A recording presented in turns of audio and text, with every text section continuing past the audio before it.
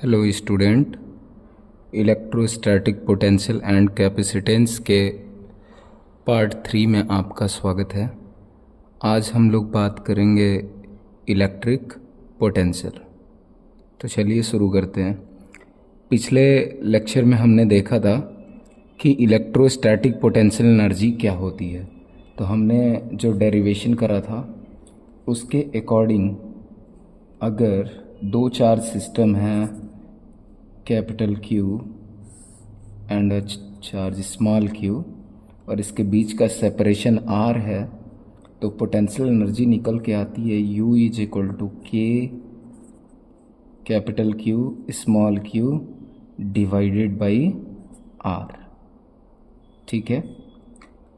तो अब अगर हम बात करें कि इलेक्ट्रिक पोटेंशियल क्या होगा, तो देखिए इलेक्ट्रिक पोटेंशियल क्या होगा ये जानने से पहले हम सोचते हैं कि जानना ही क्यों है इलेक्ट्रोस्टैटिक पोटेंशियल को। तो आपको याद होगा कि हमने उस लेक्चर में ये देखा था कि एक चार्ज कैपिटल क्यू है जिसका कुछ तो फील्ड है इस तरीके से, और उस फील्ड में हम एक टेस्ट चार्ज को जो कि इन्फिनिटी पे रखा हुआ उसको एक गिवन पॉइंट पे, एक सर्टेन पॉइंट पे लेके आना चाहते हैं। और जब वो आ जाता है तो उसमें जो वर्क होता है वही वर्क क्या हो जाता है, स्टोर हो जाता है उस पूरे सिस्टम के लिए पोटेंशियल एनर्जी के फॉर्म में। तो इसका ये मतलब है कि अगर मैं क्यू चार्ज को लेके आ रहा हूँ इस कैपिटल क्यू के सिस्टम में, इस कैपिटल क्यू के फील्ड में इस स्मॉल क्यू चार्ज को लेके आ रहा हूँ, तो एनर्जी कुछ ऐसी बन रही है। अगर मैं अगर Q1 को लेके आऊँगा तो एनर्जी कुछ और हो जाएगी इसी कैपिटल Q के लिए। अगर मैं Q3 को लेके आऊँगा तो एनर्जी कुछ और हो जाएगी इसी कैपिटल Q के लिए। मतलब ये कैपिटल Q तो सेम होगा, बट यहाँ क्या हो जाएगा, Q1 हो जाएगा, Q2 हो जाएगा, Q3 हो जाएगा, Q4 हो जाएगा। यानी इस कैपिटल Q के लिए जो पोटेंशियल एनर्जी है वो अलग अलग टेस्ट चार्ज के आने की वजह से अलग अलग तरीके से डिफाइंड होगी।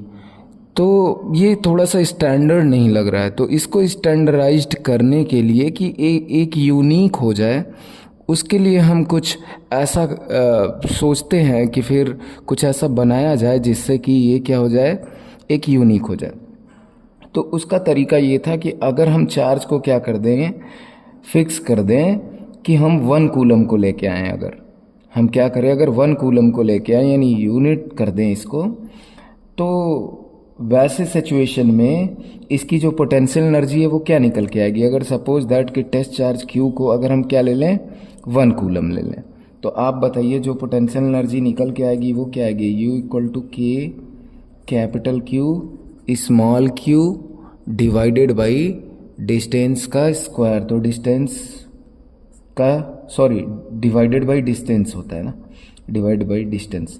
तो अब इस Q की वैल्यू कितनी रख दें, हम इस Q की वैल्यू 1 रख दें, तो U इक्वल टू आ जाएगा अपने पास K capital Q into 1 divided by R। यानी U इक्वल टू निकल के आ रहा है K capital Q by R। तो ऐसा लग रहा है कि Q के वजह से जो पोटेंशियल एनर्जी है वो बस Q से ही डिफाइंड हो जा रही है, कोई दूसरा पिक्चर में नहीं है। वैसे ही अगर Q2 है तो Q2 के लिए क्या हो जाएगा पोटेंशियल एनर्जी, Q2 के लिए potential energy U is equal to KQ2 by R हो जाए। कब, जब हम टेस्ट चार्ज को क्या कर दें, 1 कूलम कर दें।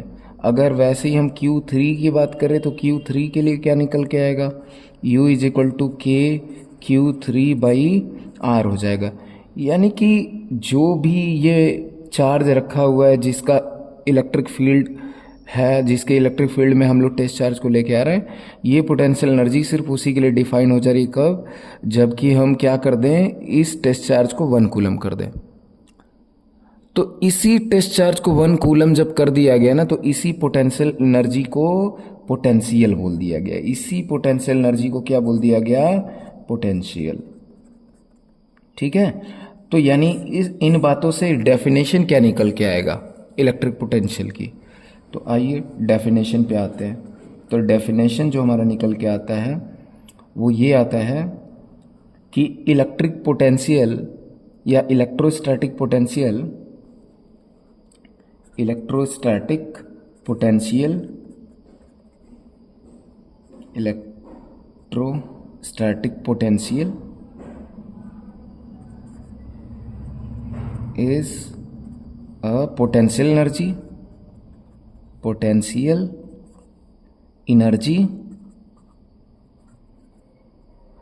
Per unit charge. यानी जो कुछ भी डेरिवेशन हमने पोटेंशियल एनर्जी के लिए करा, बस उसमें हम टेस्ट चार्ज को क्या कर दें, 1 कूलम कर दें तो वही हो जाएगा। तो इससे इस जो डेफिनेशन जो है उससे क्या निकल के आया, ये क्या लिखा मैंने कि electrostatic potential is a potential energy per unit charge. तो यानी कि, और इट इज डिनोटेड बाई, क्या हो जाएगा, it is denoted by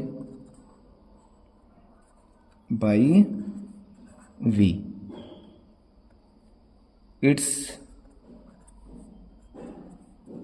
unit is, तो SI यूनिट की बात करेंगे तो आज ही पहले यहाँ डेफिनेशन देख लेते हैं कि डेफिनेशन को मैथमेटिकली देखें तो क्या हुआ।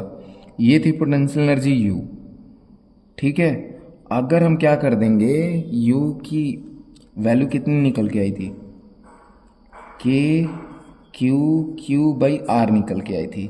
तो अगर हमको यूनिट करना है यहाँ पे, अगर हमको क्या करना है, यूनिट करना है, तो यानी ये Q को 1 करना है, और इस Q को 1 करने के लिए क्या करना चाहिए, ये Q को हटाना पड़ेगा। तो अपने मन से खुद से तो नहीं हटा सकते ना, तो इसको हटाने के लिए क्या करेंगे, बोथ साइड Q से डिवाइड कर दें, divided both side by small q से डिवाइड कर दीजिए।